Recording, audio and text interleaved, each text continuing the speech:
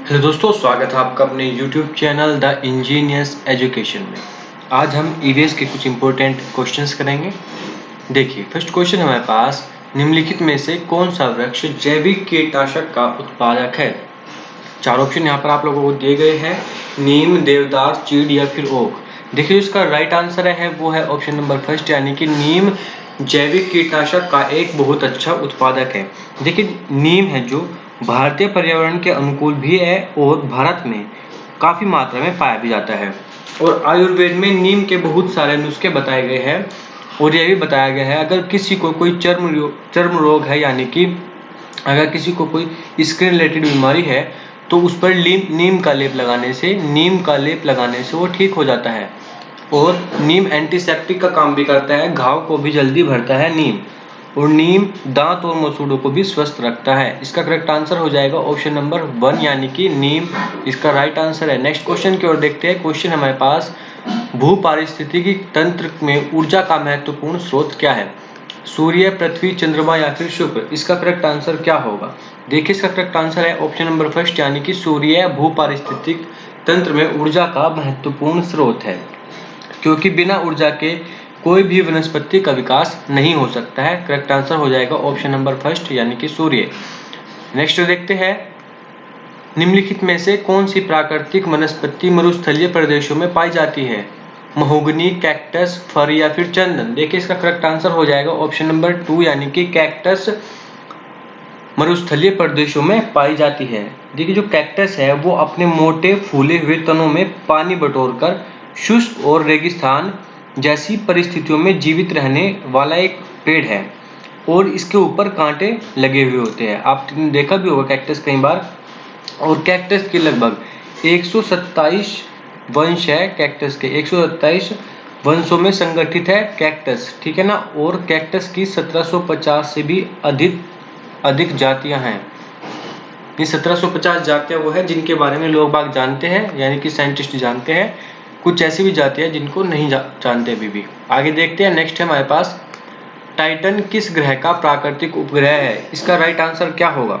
इसका correct answer है option number 3, यानी कि टाइटन शनि का प्राकृतिक उपग्रह है। देखिए, जो शनि है सूर्य से छठा ग्रह है और बृहस्पति के बाद सौरमंडल में सबसे बड़ा ग्रह शनि ही है, यानी कि सेकंड है। बृहस्पति के बाद सेकंड सबसे बड़ा ग्रह कौन सा है? शनि है, ठीक है ना। और अगर हम इसके औसत व्यास की बात करें तो यह 9 गुना बड़ा है किससे? पृथ्वी से 9 गुना बड़ा है शनि। और यह एक गैस का गोला है, ठीक है ना।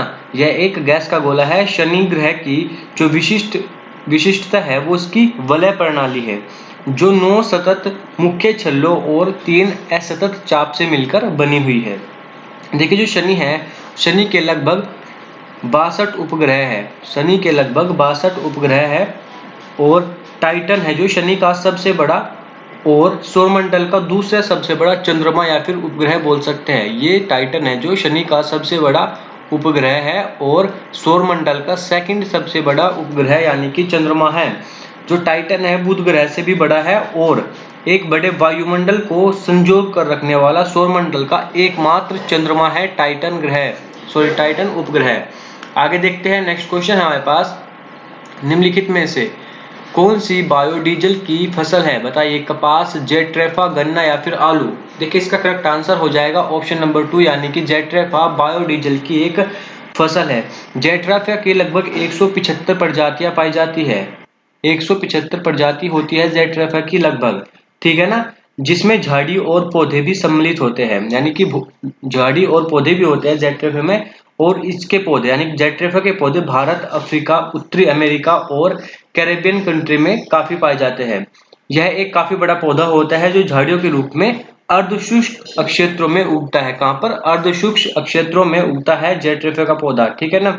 और जेट्रेफा के बीजों से लगभग 25 से 30% तक तेल निकाला जाता है, ठीक है ना। आगे देखते हैं। नेक्स्ट क्वेश्चन है हमारे पास, पर्यावरण संरक्षण अधिनियम किस वर्ष पारित हुआ था? आई होप सभी लोगों को पता होगा। चार ऑप्शन यहाँ पर दिए गए हैं।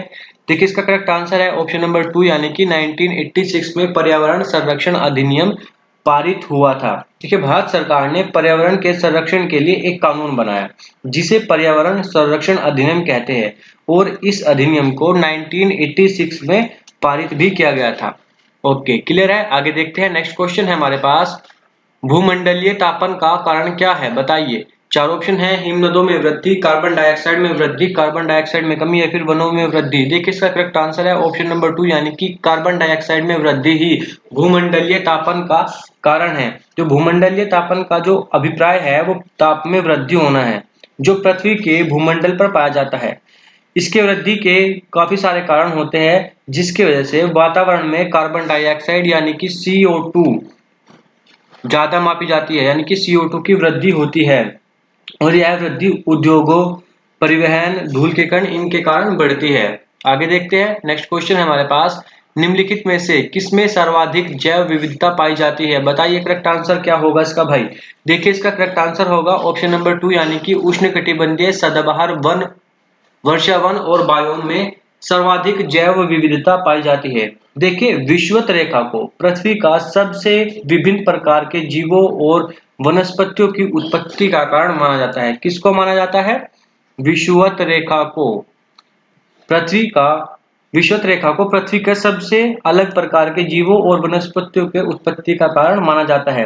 देखिए, पृथ्वी के उष्णकटिबंधीय सदाबहार वर्षा वन जहां अधिक वर्षा और अधिक गर्मी पाई जाती है वहां पर जैव विविधता सबसे ज्यादा पाई जाती है। ऑप्शन नंबर बी करेक्ट है यहाँ पर। आगे देखते हैं। नेक्स्ट क्वेश्चन हमारे पास, निम्न में से किस मृदा का निर्माण लावा के द्वारा होता है, यह आप लोगों को यहाँ पर बताना है। चार ऑप्शन यहाँ पर दिए गए हैं। इसका करेक्ट आंसर है ऑप्शन नंबर 2 यानी कि काली मिट्टी का निर्माण मृदा के लावा के द्वारा होता है। करेक्ट है सभी को। देखिए, पृथ्वी पर पाई जाने वाली काली मिट्टी का निर्माण है जो वो लावा के द्वारा होता है, हम सभी को पता है, जिसके कारण जब पृथ्वी के अंदर से मैग्मा और लावा निकलता है, क्या निकलता है? मैग्मा और लावा निकलता है, ठीक है ना, और वह कुछ दिनों बाद ठंडे हो जाते हैं तो वह काली मिट्टी का रूप धारण कर लेता है, ठीक है ना। यह मिट्टी खेती के लिए सबसे उपजाऊ मिट्टी है, सबसे उपजाऊ मिट्टी है ये खेती के लिए। आगे देखते हैं। नेक्स्ट क्वेश्चन हमारे पास, वायुमंडल की कौन सी परत प्रकाश की पराबैंगनी किरणों को पृथ्वी की सतह पर आने से रोकती है? चार ऑप्शन है यहाँ पर, एक ऑप्शन करेक्ट है। देखिए, करेक्ट आंसर है इसका समताप मंडल ही वायुमंडल की वह परत है जो प्रकाश की पराबैंगनी किरणों को पृथ्वी की सतह पर आने से रोकती है, ठीक है ना। हम इसको समताप मंडल कहते हैं। आयन मंडल, क्षोभ मंडल आदि नाम से भी हम इसको जानते हैं, ठीक है ना।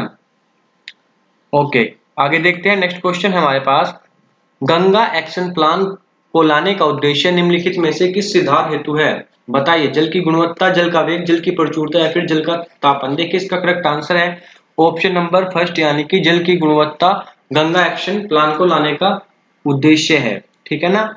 और ये कब लाया गया था? ये गंगा एक्शन प्लान 1985 में लाया गया ताकि गंगा में प्रदूषण की मात्रा को कम किया जा सके। आगे देखते हैं। नेक्स्ट क्वेश्चन हमारे पास, मध्य प्रदेश में कौन सा शहर झीलों का शहर कहलाता है? देखिए, करेक्ट आंसर है ऑप्शन नंबर फर्स्ट यानी कि भोपाल। मध्य प्रदेश की राजधानी भोपाल में काफी सारी झीलें हैं, इसलिए मध्य प्रदेश में भोपाल को झीलों का शहर भी कहा जाता है।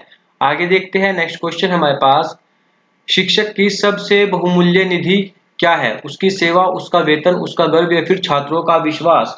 देखिए, इसका करेक्ट आंसर है ऑप्शन नंबर 4 यानी कि छात्रों का विश्वास ही शिक्षक की सबसे बहुमूल्य निधि है। आगे देखते हैं। नेक्स्ट क्वेश्चन हमारे पास, परिकल्पना को बार बार परीक्षण करने से गलत नहीं पाया जाता है तो वह एक सिद्धांत होगा, कानून होगा, खोज होगा या फिर मूल संकल्पना होगी। बताइए इसका करेक्ट आंसर क्या है। देखिए, इसका करेक्ट आंसर है ऑप्शन नंबर फर्स्ट यानी कि सिद्धांत ही परिकल्पना को बार बार परीक्षण करने से परिणाम गलत नहीं होगा, क्योंकि किसी भी चीज को बार बार परीक्षण करने से सिद्धांत में शुद्धता की संभावना अधिक होती है। करेक्ट आंसर हो जाएगा ऑप्शन नंबर फर्स्ट। आगे देखते हैं। नेक्स्ट क्वेश्चन हमारे पास, निम्नलिखित में से सबसे उपयुक्त शिक्षण विधि क्या है? बताइए। विचार गोष्ठी और श्रुतलेख और दिया गया कार्य, विचार गोष्ठी और कार्य योजना या फिर व्याख्यान और श्रुतलेख। देखिए, करेक्ट आंसर है ऑप्शन नंबर 3 यानी कि विचार गोष्ठी और कार्य योजना ही सबसे उपयुक्त शिक्षण विधि है, ठीक है ना। ओके, आगे देखते हैं। नेक्स्ट क्वेश्चन है हमारे पास, निम्नलिखित में से कौन सी ग्रीन हाउस गैस नहीं है? बताइए करेक्ट आंसर क्या है। Carbon dioxide, nitrous oxide, helium या फिर मीथेन। चार ऑप्शन यहाँ पर आप लोगों को दिए गए हैं, एक ऑप्शन करेक्ट है, बताइए। देखिए ऑप्शन नंबर 3 करेक्ट है, यानी कि हीलियम ग्रीन हाउस गैस नहीं है। हीलियम एक रासायनिक तत्व है जो गैसीय अवस्था में रहता है और यह एक निष्क्रिय गैस है। ठीक है ना, यह निष्क्रिय गैस है, यानी कि नोबेल गैस है हीलियम, सभी को पता है ना, लास्ट में मिलती है पीरियोडिक टेबल में। यह रंगीन, गंधीन और स्वादहीन होती है हीलियम गैस, ठीक है ना। और इसका परमाणु क्रमांक कितना है? 2 इसका परमाणु क्रमांक है। सभी गैसों में इस गैस का क्वथनांक और गलनांक सबसे कम होता है। कम होता है, क्या है? क्वथनांक और गलनांक सबसे कम होता है, जिसके कारण यह ग्रीन हाउस गैस नहीं है। बाकी कार्बन डाइऑक्साइड, नाइट्रस ऑक्साइड और मीथेन सभी के सभी कार्बन डाइऑक्साइड वो सभी की सभी ग्रीन हाउस गैस है। और एक इंपॉर्टेंट गैस है ग्रीन हाउस, वो कौन सी है? क्लोरोफ्लोरोकार्बन। क्लोरो फ्लोरोकार्बन, ये भी एक इम्पोर्टेंट ग्रीन हाउस गैस है, इसको भी नोट कर लीजिएगा आप लोग। आगे देखते हैं, क्वेश्चन है हमारे पास, ध्वनि प्रदूषण का मापन किस इकाई के द्वारा किया जाता है? जूल के, डेसिबल के, न्यूटन के या फिर नैनो इकाई के? देखिए बताइए इसका करेक्ट आंसर क्या है। देखिए इसका करेक्ट आंसर है ऑप्शन नंबर 2, यानी कि डेसिबल के द्वारा ही ध्वनि प्रदूषण का मापन किया जाता है। इकाई क्या है? डेसिबल इकाई है। आगे देखते हैं, नेक्स्ट क्वेश्चन है हमारे पास, निम्न नदियों में से कौन सी नदी बंगाल की खाड़ी में गिरती है? बताइए, ताप्ती, स्वर्णरेखा, नर्मदा या फिर सिंधु? देखिए इसका करेक्ट आंसर है ऑप्शन नंबर 2, यानी कि स्वर्णरेखा नदी बंगाल की खाड़ी में गिरती है। कहां पर? बंगाल की खाड़ी में गिरती है स्वर्णरेखा नदी। देखिए स्वर्णरेखा नदी है जो झारखंड, पश्चिम बंगाल और ओडिशा में बहने वाली एक प्रमुख नदी है। इस नदी का जो उद्गम है वो रांची के पास में एक छोटा नागपुर के पठार से होता है। कहां से होता है? छोटा नागपुर के पठार से इसका उद्गम होता है, ठीक है ना। उद्गम इसका स्थल है छोटा नागपुर का पठार। और यह नदी अपने उद्गम स्रोत से बहती हुई भूमि, कौन कौन सी भूमि के सींचती है? झारखंड, पश्चिम बंगाल, उड़ीसा से होते हुए बंगाल की खाड़ी में गिरती है। और इसकी लंबाई कितनी है? इसकी लंबाई है 395 किलोमीटर, ठीक है ना। ओके, आगे देखते हैं, नेक्स्ट क्वेश्चन है हमारे पास, निम्न में से किस स्थलाकृति का निर्माण हिमानी के द्वारा होता है? बताइए, लेपीज, यू आकार की घाटी, वी आकार की घाटी या फिर जलप्रपात? देखिए इसका करेक्ट आंसर है ऑप्शन नंबर 2, यानी कि यू आकार की घाटी का निर्माण, स्थलाकृति के निर्माण किस सॉरी यू आकार की घाटी का निर्माण कैसे होता है? हिमानी के द्वारा यू आकार की घाटी का निर्माण होता है, ठीक है ना। जो इसका नामकरण दिया गया है यू, ये इंग्लिश के शब्द से लिया गया है, यू आकार की घाटी, जिससे घाटी की आकृति मिलती है।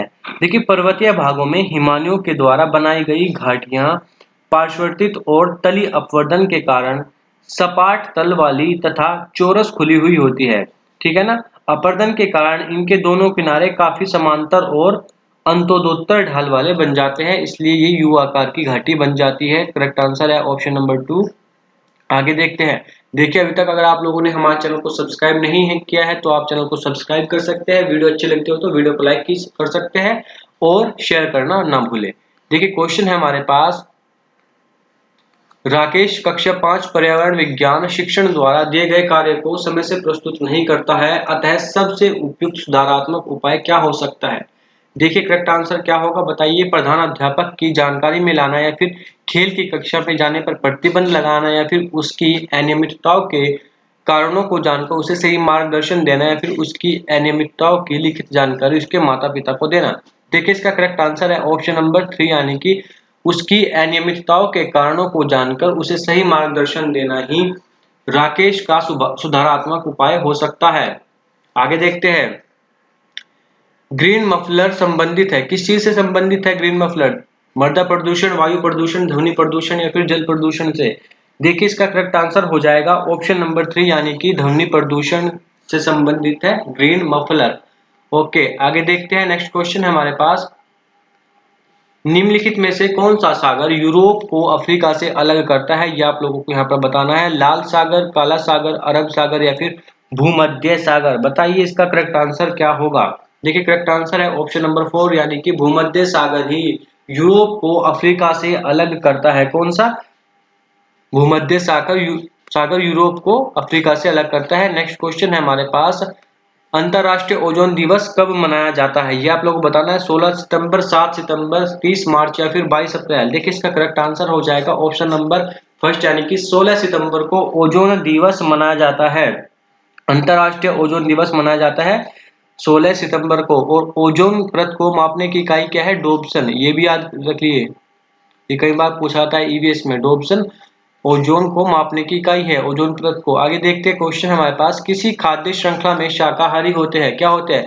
प्राथमिक उत्पादक, प्राथमिक उपभोक्ता, द्वितीयक उत्पादक या फिर अपघटनकर्ता। देखिए करेक्ट आंसर है ऑप्शन नंबर 2 यानी कि प्राथमिक उपभोक्ता होता है। किसी भी खाद्य श्रृंखला में शाकाहारी क्या होते हैं? प्राथमिक उपभोक्ता होते हैं। ओके, आगे देखते हैं नेक्स्ट क्वेश्चन हमारे पास, पारिस्थितिक तंत्र के तत्वों के चक्रण को क्या कहते हैं? रासायनिक चक्र, जैव भू रासायनिक चक्र, भूगर्भीय चक्र या फिर भू रासायनिक चक्र। 4 ऑप्शन यहाँ पर आप लोगों को दिए गए हैं, एक ऑप्शन यहाँ पर करेक्ट है। बताइए इसका करेक्ट आंसर क्या है? देखिए करेक्ट आंसर है ऑप्शन नंबर 2 यानी कि जैव भू रासायनिक चक्र। पारिस्थितिकी तंत्र के तत्वों के चक्रण को क्या कहते हैं? जैव भू रासायनिक चक्र कहते हैं। देखिए जैव भू रासायनिक चक्र पारिस्थितिकी तंत्र के तत्व होते हैं, क्योंकि इसके तहत मृत वस्तु पूर्ण मिट्टी की उर्वरकता को बनाए रखने में पारिस्थितिक तंत्र में सहायता करता है। ऑप्शन नंबर बी करेक्ट है। ओके, आगे देखते हैं नेक्स्ट क्वेश्चन हमारे पास, निम्नलिखित ईंधनों में से कौन सा न्यूनतम पर्यावरणीय प्रदूषण उत्पन्न करता है? डीजल, पेट्रोल, हाइड्रोजन या फिर कोयला। देखिए करेक्ट आंसर है ऑप्शन नंबर 3 यानी कि हाइड्रोजन ही सबसे कम पर्यावरण प्रदूषण उत्पन्न करता है। ठीक है ना। आगे देखते हैं क्वेश्चन हमारे पास, संकटग्रस्त जंतु दैत्यकार पांडा कहां पर पाया जाता है? 4 ऑप्शन है, ऑस्ट्रेलिया, भारत, चीन या फिर ब्राजील। देखिए संकटग्रस्त जंतु दैत्यकार पांडा चाइना में पाया जाता है। कहां पर पाया जाता है? चाइना में।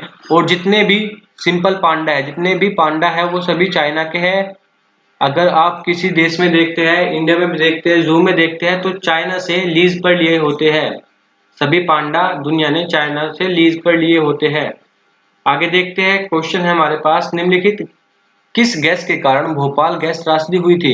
Chlorofluorocarbon, carbon dioxide, nitrous oxide या फिर methyl isocyanate. Option number 4 correct है, मिथाइल आइसोसाइनेट के कारण ही भोपाल में गैस त्रासदी हुई थी। किसके कारण? मिथाइल आइसोसाइनेट के कारण ही भोपाल में गैस त्रासदी हुई थी। नेक्स्ट क्वेश्चन हमारे पास, किस देश में क्रिसमस का त्योहार गर्मियों में मनाया जाता है? जापान, भारत, ऑस्ट्रेलिया या फिर अमेरिका। देखिए इसका करेक्ट आंसर है ऑप्शन नंबर 3 यानी कि ऑस्ट्रेलिया में क्रिसमस का त्योहार गर्मियों में मनाया जाता है। ठीक है, क्यों क्यों मनाया जाता है? क्योंकि पृथ्वी पर जब उत्तरी ध्रुव में ठंड पड़ती है तो उस समय सूर्य दक्षिणायन हो जाता है, और दिसंबर के महीने में ऑस्ट्रेलिया में बहुत ज्यादा गर्मी पड़ती है। इसी कारण ऑस्ट्रेलिया में क्रिसमस का त्योहार गर्मियों में मनाया जाता है। आगे देखते हैं नेक्स्ट क्वेश्चन है हमारे पास, गिर वन्य जीव अभ्यारण्य निम्न में से किसका वन्य जीव संरक्षण करता है? हाथी, सांप, गैंडा या फिर शेर। बताइए इसका करेक्ट आंसर क्या है? इसका करेक्ट आंसर आपको मुझे कमेंट बॉक्स में देना होगा। गिर वन्य जीव अभ्यारण्य निम्न में से किस वन्य जीव का संरक्षण करता है? इसका करेक्ट आंसर आपको मुझे कमेंट बॉक्स में देना होगा, और साथ ही ये बताना होगा कि गिर वन्य जीव अभ्यारण्य किस राज्य में है, किस राज्य में है। धन्यवाद दोस्तों, यदि आपको वीडियो अच्छी लगी है तो फॉलो करना यानी कि सब्सक्राइब करना मत भूलिएगा। वीडियो को लाइक कीजिएगा और अपने दोस्तों के साथ शेयर भी कीजिएगा।